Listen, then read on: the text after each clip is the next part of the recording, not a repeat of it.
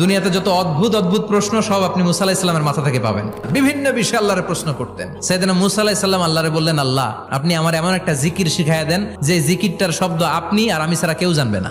দিনে রাতে সব সময় এই জিকির আমি করব, আপনারে ডাকবো, কিন্তু শর্ত হলো এই জিকিরটা জানবে শুধু আপনি আর জানবো শুধু আমি। আল্লাহ বললেন, মুসা পড়ো লা ইলাহা ইল্লাল্লাহ। মুসা আলাইহিস সালাম কয়, মাবুদ এটা তো জাতীয় জিকির, সবাই জানে। আমি তো চাইছি এক্সেলেন্ট একটা জিকির, কারো কাছে নাই, শুধু আমি জানবো আর আমি পড়বো। আল্লাহ বললেন, মুসা এই লা ইলাহাকে যদি এক পাল্লায় রেখে দাও, তাম বিশ্ব, 7 আকাশ 7 জমিনটারে তুলে যদি তুমি আরেক পাল্লায় রেখে দাও, লা রাজাহাত কাফাতু লা ইলাহা ইল্লাল্লাহ, মুহূর্তের মধ্যে লা ইলাহার পাল্লা ভারী হয়ে যাবে। ও মুসা, তুমি যতই এক্সক্লুসিভ জিকির চাও, লা ইলাহার চেয়ে দামি জিকির আমার কাছে নাই।